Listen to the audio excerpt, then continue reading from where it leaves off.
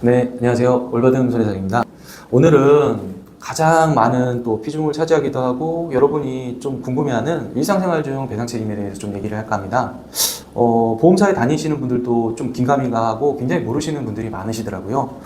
가족 일상생활 배상 책임은 뭐고, 자녀 배상 책임은 뭐고, 그냥 일상생활 배상 책임은 뭐고, 일상생활 배상 책임의 종류가 너무 많아. 이런 식으로 또 물어보시는 분들도 있고요. 그래서 오늘은 거기에 대해서 좀 얘기를 해볼까 합니다. 내가 생활할 때 내가 이런 보험을 왜 안 들었지? 이렇게 진짜 그러니까 만병통치약 같은 이런 보험을 안 들었는 이유가 뭘까? 이렇게 할 정도로 이 영상을 보고 나면 당장 가입하게 되실 것 같아요. 자, 일상생활이라고 얘기하면 이 보험에 국한돼서 얘기를 드릴게요. 업무적인 일을 하고 외의 거는 다 일상생활이라고 보시면 됩니다. 그래서 그 업무 외적인 거를 하고 있을 때 내가 타인한테 피해를 주거나 혹은 그 분이 직무 외적인 거를 하고 있을 때 나한테 피해를 끼쳤을 때 그 보험으로 어떤 금전적인 보상을 줄 수 있다는 얘기예요. 예를 들어서 내가 길을 가고 있는데 어떤 분이 나를 밀쳐서 내가 다쳐서 치아가 싹 나갔어요. 그러면 그 치아를 치료할 때 수백 수천이 드는데 이분이 갑자기 큰 돈이 생길까요? 물어줄 수 있을까요? 못 물어주시겠죠. 혹은 이분이 반려견을 데리고 산책시키는데 그 개가 갑자기 저를 엄청 물었어요. 제가 크게 다쳤어요. 이분이 그거를 저한테 물어줄 여력이 갑자기 될까요? 힘드시겠죠? 이게 단지 사람에 국한된 거냐? 그렇지가 않아요. 이 노트북을 누군가 잘못해서 망가뜨렸다. 그러면 이 노트북에 대한 수리비도 보상이 가능합니다. 그래서 맞는 보험이라는 거예요. 그게 일상생활 배상책임 보험이 단돈 1,000원도 안 한다는 거 아세요, 여러분? 몇백 원밖에 안 해요. 많아야 1,000원이에요. 근데 그 보험이 있다고 하면 그 병원비를 1억 원 내외에서 다 보상해 드릴 수가 있어요. 그렇다고 하면 가입 안 하시겠어요? 이도 수백만 원, 수천만 원 되는 이도 다 치료를 받을 수도 있고 거기에다 위자료까지 다 해주고 배상 책임액을 다 줄 수가 있어요. 치료비도 다 주고 합의금을 다 줄 수 있는 그런 만능의 보험인 거예요. 그렇다고 하면 보험을 안 들 이유가 없잖아요. 저는 설계사가 아니고 보상의 관점에서 말씀을 드리는 거예요. 가해자는 자기가 물어줘야 될 돈을 보험으로 처리할 수 있어서 너무 좋고 피해자는 못 받을 돈을 받을 수 있어서 너무 좋은 거죠. 그래서 이거에 대해서 다시 한번 얘기를 드려볼게요. 그러면 이 사고의 유형에 대해서 제가 간단하게 얘기를 했는데 일단 사고의 유형은 부주의가 될 수도 있고 실수가 될 수도 있고 방금 말한 반려동물이 될 수도 있고 어떤 자전거 중 탑승 중 사고가 될 수도 있죠. 그리고 어떤 그 운동 중 사고가 될 수도 있고요. 그리고 그 특약의 종류에는 아까 말씀드렸듯이 일상생활 배상 책임, 가족, 자녀 이렇게 세 가지 특약이 있어요. 특약의 종류가 이 세 가지에 있는 이유가 뭐냐? 보험료도 사실 차이가 나지만 나이대별로 가입하는 특약이 좀 다르기도 하고요. 특약의 피보험자의 범위가 조금씩 달라져요. 일상생활 배상 책임의 범위는 본인, 일상생활은 혼자 살 때는 본인이고요. 결혼하면 배우자까지 확장이 돼요. 그러니까 부부라고 하면 본인과 그 배우자까지 확장이 되고요. 그리고 만약에 미성년자 자녀가 있다. 그러면 그 자녀까지도 담보를 해줘요. 그게 일상생활 배상책임 특약이고요. 가족 일상생활 배상책임 특약은 가장 좋은 담보인데요. 동거친족.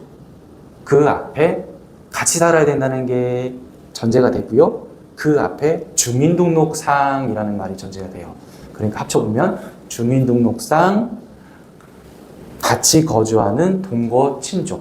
민법 777조에 적혀있는 동거친족입니다. 그러니까 굉장히 광범위해요. 4분의 7천 8천 이런 식으로 그냥 혈족이면 다 되는 거예요. 그거 너무 광범위하죠. 그러니까는 주민등록상에 있고 동거친족이면 돼요. 같이 거주하면 돼요. 옛날에 대가족이라고 하면 다 같이 되는 거예요. 주소지만 같은 주민등록상에 돼 있으면. 그러니까 가족 일상생활 배상 책임이라는 게 엄청난 거예요. 그러니까 같이 살고만 있으면 돼요. 자녀만의 배상 책임은 또 뭐냐? 자녀는 말 그대로 부모님이 있고 자식이 있으면 이 자녀만을 위한 배상 책임이에요. 다른 사람은 안 돼요. 자녀만 피보험자로 되는 거예요. 다만 자녀가 무언가 잘못해서 남한테 피해를 끼치잖아요.